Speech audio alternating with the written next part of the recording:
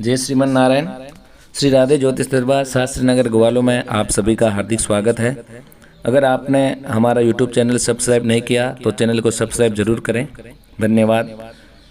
अनंत चतुर्दशी व्रत कथा। अनंत चतुर्दशी भाद्रपद शुक्ल चतुर्दशी को आती है।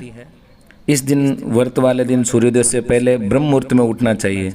अपने नित्य कर्म से निवृत्त होवें, फिर विद्वान ब्राह्मण को बुलाकर भगवान का एकाग्र चित्त से पूजन करना चाहिए।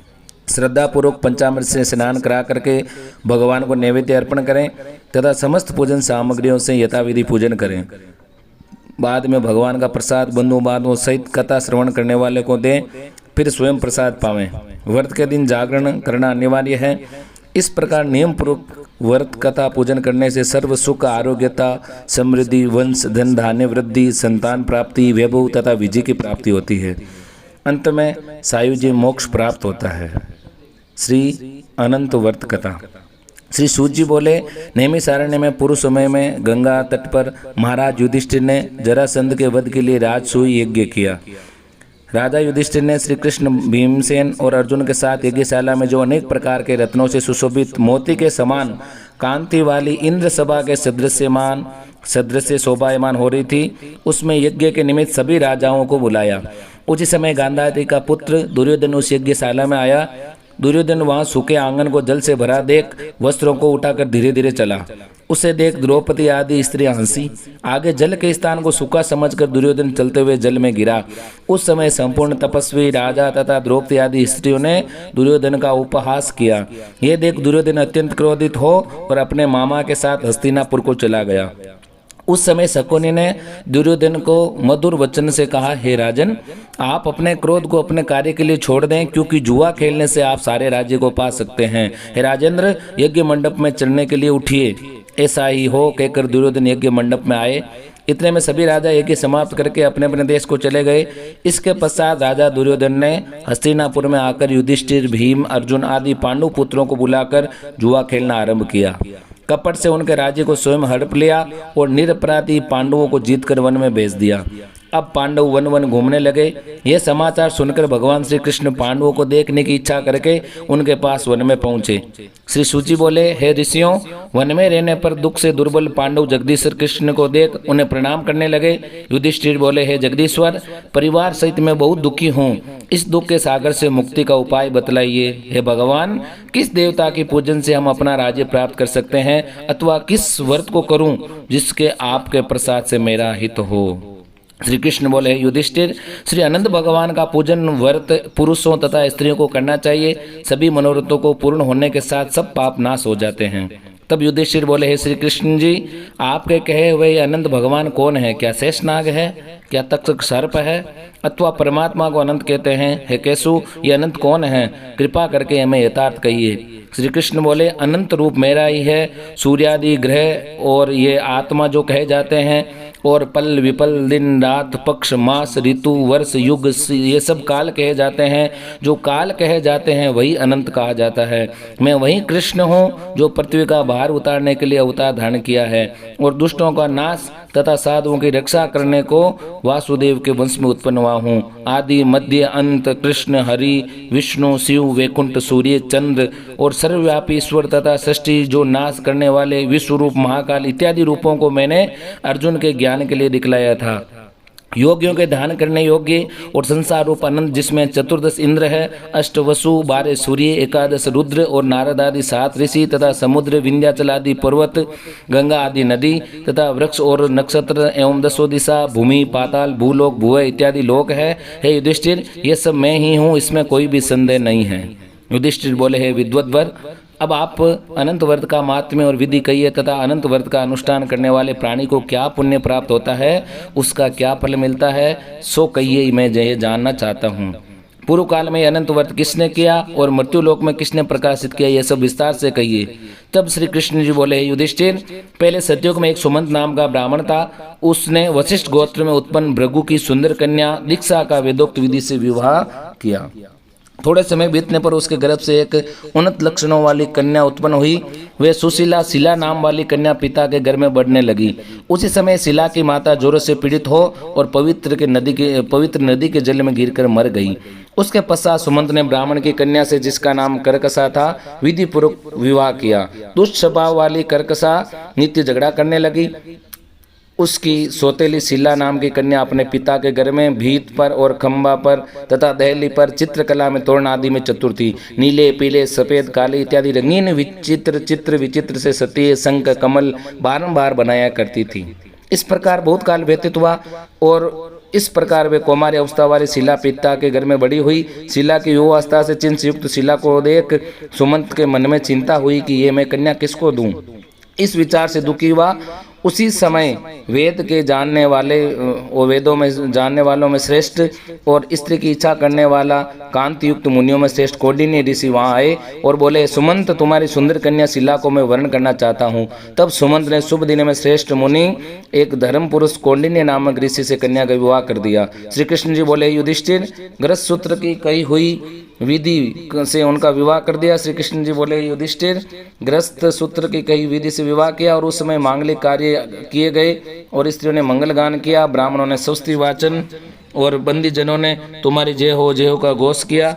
यह विवाह क्रम संपन्न होने पर ब्राह्मण ने अपनी पत्नी करकसा से सुमंत बोले, प्रिय, दामाद को संतोष करने के लिए कुछ देश देना उचित है। ऐसे वचन सुन करकसा क्रोध हो गई। अपने घर के संपूर्ण पदार्थों को एकत्र कर उन्हें पेटी में बंद कर अपने पिता के घर जाने को कहा तथा भोजन से बचे हुए पदार्थ मार्ग में भोजन के लिए रख लिए। सुमंत से बोली कि घर में धन आदि कुछ भी नहीं है, जो हो देख लो। हे युधिष्ठिर, ऐसे वचनों को सुन वे महादुखी हुआ। विवाह के पश्चात कौंडिन्य ने अपनी पत्नी शिला को रथ में बिठाकर वहां से धीरे धीरे चले। मार्ग में पुण्य रूपा यमुना नदी को देखकर उसके किनारे रथ खड़ा कर नित्य कर्म करने को चल दिए। दोपहर को भोजन उस समय उसी यमुना तट पर उत्तर शिला ने लाल वस्त्र पहने हुए बहुत सी स्त्रियों को देखा, जो अनंत चतुर्दशी में भक्ति पूर्वक जनार्दन भगवान की पूजा कर रही थी। उन स्त्रियों के समीप जाकर धीरे से पूछा, हे भार्याओं, कृपा कर आप मुझसे कहो, आप ये किसका व्रत करती हैं और इस व्रत का क्या नाम है? शिलावती सुशीला के ऐसे वचन सुनकर संपूर्ण स्त्रियां बोली, शिला, इसका नाम अनंत व्रत है। इस व्रत में अनंत देव की पूजा की जाती है। ये वचन सुन शिला बोली, मैं भी इस उत्तम व्रत को करूंगी। और स्त्रियों से पूछा, इस व्रत का क्या विधान है, इसमें क्या दान आदि होगा तथा किस देवता की पूजा होती है? ये उनके वचन सुन सब स्त्रियां बोली, शिला, अच्छे सन ए अन्न का एक शेर मालपुआ बनवावें, जिसमें से आधा भाग ब्राह्मण को दें और आधा आप भोजन करें, और कृपणता को त्याग कर शक्ति अनुसार ब्राह्मणों को दक्षिणा दें। किसी नदी के किनारे अनंत भगवान का पूजन करें। कुशा का शेष नाग बनाकर बांस की टोकरी में स्थापित करें। फिर उस शेष का आह्वान कर प्राण प्रतिष्ठा करके स्नान करावें और वेदी पर चंदन, पुष्प, धूप, दीप और बहुत प्रकार के नैवेद्य, अनेक प्रकार के पकवान से उनकी पूजा करें। उस शेष के आगे कुमकुम से रंग कर उसमें 14 गांठ वाले उस डोरे का पूजन कर पुरुष अपने दाएं हाथ में और स्त्री अपने बाएं हाथ में बांधते हैं। बांधते समय ये मंत्र पढ़े, है वासुदेव, इस संसार रूपी सागर में डूबते हुए मेरा उद्धार करें। ऐसा श्री अनंत सूत्र है, उसके लिए मेरा नमस्कार है। तदंतर सूत्र को हाथ में बांधकर अनंत की इस कथा को सुने और संसार रूपी नारायण अनंत का ध्यान करे। शिला, इस प्रकार हमने तुमसे ये व्रत का विधान कहा। श्री कृष्ण जी बोले, युधिष्ठिर, उस शिला ने स्त्रियों के ऐसा वचन सुन अति आनंद को प्राप्त हो हाथ में 14 ग्रंथि वाला युक्त डोरा बांध कर इस व्रत को किया।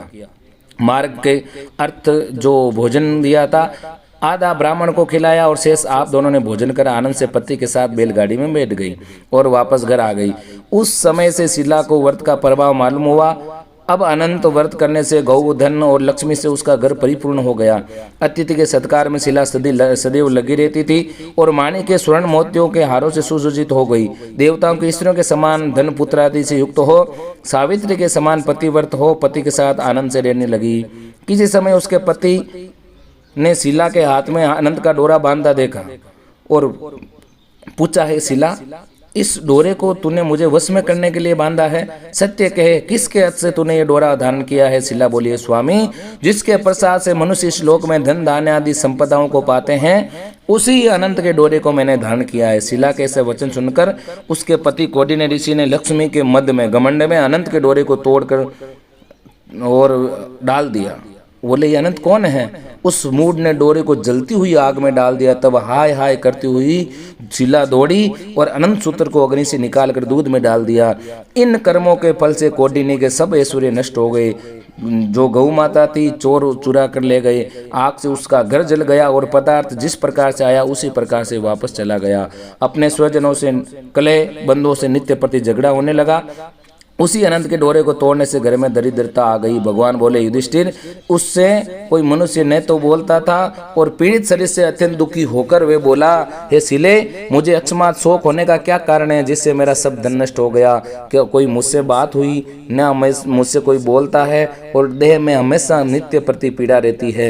हे शिले, मुझसे क्या अपराध हुआ है और क्या करने से मेरा कल्याण हो सकता है? पति के ऐसे वचन सुनकर शीला बोली, स्वामी, आपने जो अनंत के डोरे का आक्षेप किया है उसी के पाप का यह फल है। महाभाग, भविष्य में द्रव्य आदि सब होंगे परंतु उसके लिए उपाय करो। शीला के वचन सुन वह अति दुखी हो और तप करने का संकल्प ले वन में जा और आयु लक्षित करके तप का विचार करने लगा कि ऐसे जगदीश्वर अनंत का दर्शन जिसकी प्रसन्नता से द्रव्य आदि पदार्थ मिलते हैं और उसके हस्तक्षेप से सब पाप नष्ट हो जाते हैं, और कहाँ पर मिलेंगे धन आदि पदार्थ होने के सुख तथा दुख से ये विचार करता हुआ वे निर्जन वन में घूमने लगा। वहां उसने फलों के संपन्न वृक्ष को देखा जिसमें कीड़े पड़ गए। ये देख कौंडिन्य ने वृक्ष से पूछा, तूने किसी स्थान में अनंत को देखा है? ये सजन देखा हो तो मुझे बताओ, क्योंकि उन्हें न देखने से मेरे चित्त में बड़ा दुख हो रहा है। ये सुन वृक्ष ने कहा, है कौंडिन्य, मैंने अनंत को नहीं देखा। इससे उत्तर सुनकर कौंडिन्य ऋषि महादुखी होकर आगे को चले। श्री कृष्ण जी बोले, युधिष्ठिर, अनंत के भगवान के दर्शन की लालसा करते हुए ऋषि वन में इधर उधर घूमती हुई बछड़ों सहित गौ माता को देखकर गाय से पूछा, है धेनु, तूने अनंत को देखा हो तो बता। ये सुन गाय ने भी कहा, है द्विज, मैं अनंत को नहीं जानती। आगे चलकर एक बैल को देखा। ऋषि ने उनसे भी पूछा, है गोस्वामिन, तूने अनंत को देखा है? बैल बोला, मैंने अनंत को नहीं देखा है। तब कौंडिन्य ऋषि ने आगे चलकर दो पुष्करिणियों को देखा जिनके कलोल से परस्पर लहरें मिल रही थी और कमल कुमुदिनी बहुत प्रकार से शोभा दे रही थी तथा ब्रह्मर, हंस, चकवा तथा सारस बगुला जाति के पक्षी क्रीड़ा कर रहे हैं।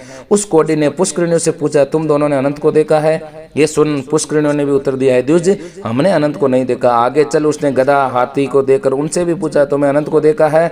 उनसे भी संतोषजनक उत्तर न मिलने पर उसकी आशा नष्ट हो जाने से वे वन में बैठ गया। है युधिष्ठिर, कौंडिन्य ने जीवन की आशा छोड़ विवल हो और बहुत गर्म श्वास छोड़ता हुआ पृथ्वी पर गिर पड़ा। थोड़े समय में सावधान होने पर, है अनंत, ऐसा कहते हुए कौंडिन्य ने उठकर संकल्प किया कि मैं प्राणों को छोड़ दूंगा। हे युधिष्ठिर, तब वृक्ष पर मरने के लिए फांसी डाली ही थी, तभी अनंत भगवान प्रत्यक्ष होकर आ गए। बोले अनंत भगवान की जय। ब्राह्मण का रूप धारण किए अनंत ने कहा, द्विज, इधर आओ, और उसका दाहिने हाथ पकड़कर पर्वत की गुफा में चले गए। वहां सुंदर स्त्रियों से युक्त उस ऋषि को अपनी पुरी को दिखाया। वहां एक दिव्य सिंहासन पर बैठे और शंख, चक्र, गदा, पद्म और गरुड़ सहित विश्व रूप अपनी विभूतियों के भेदों से अधिक तेज और कौस्तुभ मणि सहित वनमाला धारण किए हुए थे। उन देवताओं के देव जो किसी से न पराजित होने वाले हैं, उन विश्व रूप को कौंडिन्य ऋषि देखकर उनकी स्तुति करने लगे। हे पुंडरीकाक्ष, मैं पापी हूँ, पाप करने वाला पापात्मा हूँ, मैं पाप से उत्पन्न हूँ, आप मेरी रक्षा करें और मेरे पापों को हरे। हे जगदीश, आज मेरा जीवन और जन्म दोनों धन्य हैं। तुम्हारे चरण कमलों पर मेरा मस्तक भ्रमर के समान स्पर्श कर रहा है। कौंडिन्य ऋषि के वचन सुनकर अनंत देव मधुर वाणी से बोले, हे कौंडिन्य, तुम निर्भय होकर अपने मन की बात मुझसे कहो।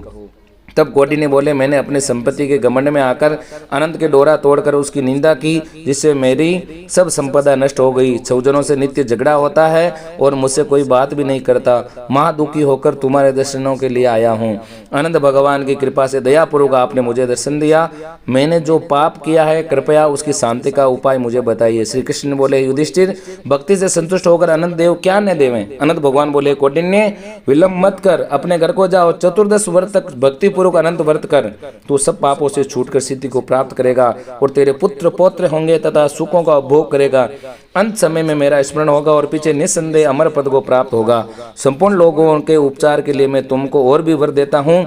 संपूर्ण विधि से इस व्रत की कथा पढ़ने वाला और शिला के समान इस अनंत को व्रत को करने वाला इस व्रत के प्रभाव से जल्दी इस सब पापों से छूटकर परम गति को प्राप्त करेगा। हे कौंडिन्य, तू जिस मार्ग से यहाँ आया है उसी मार्ग से अपने घर को जा। तब कौंडिन्य बोला, हे स्वामी, मैंने वन में घूमते हुए एक आश्रय देखा हुआ आपसे पूछता हूँ। कृपा करके आप उत्तर दीजिए। ये आम का वृक्ष, गो, बेल, कमल आदि से शोभायमान पुष्करणी, गधा और हाथी, हे देव ये सब कौन है? आप इन सूत्रों का वृतांत मुझे कहिए। तब आनंद जी बोले, कौंडिन्य जी, आम का वृक्ष पूर्व जन्म का विद्वान ब्राह्मण है, जो विद्यार्थियों को विद्या दान न देने के कारण ये वृक्ष हुआ। वे गो पृथ्वी है, उसने पूर्व जन्म में बीज को चुराया है। और वे बेल धर्म है, धर्म और अधर्म के कारण दोनों पुष्करणी हुई है। वे पूर्व जन्म में कोई ब्राह्मण जाति की दोनों भगिनी थी, जो धर्म करती थी। वे परस्पर कहती थी, उन्होंने ब्राह्मणों, अतिथि और दुर्बल को भोजन कुछ भी आदि पदार्थ नहीं दिया था, याचकों को भिक्षा भी नहीं दिया। उस पाप कर्म के परस्पर लेरी और जल एकत्र हो। और वे गधा क्रोध है, वे हाथी मद है और वृक्ष ब्राह्मण है। मैं अनंत हूँ और वे कंदरा संसार है। इस तरह कहकर अनंत जी अंतर ध्यान हो गई। बोले अनंत भगवान की जय। ये चरित्र कौंडिन्य स्वप्न समान देकर अपने घर आए। श्री कृष्ण जी बोले, युधिष्ठिर, कौंडिन्य ऋषि ने 14 वर्ष तक अनंत व्रत किया। अनंत के कहे अनुसार सुख भोगकर अंत में अनंत का स्मरण करता हुआ अनंतपुर को गया है। युधिष्ठिर, इसी प्रकार तुम भी कथा सुनो और 14 वर्ष अनंत व्रत करो। जैसे कौंडिन्य अनंत देव के कहे अनुसार फल प्राप्त किया, वैसे तुम भी संपूर्ण पदार्थों को प्राप्त करो और मनोरथ को प्राप्त करेगा। आख्यान सहित व्रत करने से एक ही वर्ष में मनोरथ पूर्ण होकर फल प्राप्त होता है। युधिष्ठिर, ये व्रत मैंने आपको सुनाया। इस व्रत के करने से मनुष्य सब पापों से छूट जाता है, इसमें कोई भी संशय नहीं है। जो कथा सुनते हैं वे पापों से छूटकर अनंत लोक को प्राप्त होते हैं। हे कुरुकुलोद्भव, जो कोई शुद्ध चित्त वाले मनुष्य संसार में सुखपूर्वक विहार करना चाहते हैं, वह त्रिभुवन के स्वामी अनंत भगवान का पूजन करके दाहिने हाथ में सुंदर अनंत देव 14 ग्रंथि वाला डोरा बांधे। इससे जो है संसार में सुखपूर्वक विहार करता है मनुष्य, और सर्व तरफ से सभी मनोकामना पूर्ण होकर और अनंतपुर को जाता है। बोले अनंत भगवान की जय। इसके बाद ओम जय जगदीश हरे वाली भगवान की आरती बोले। जय श्रीमन नारायण।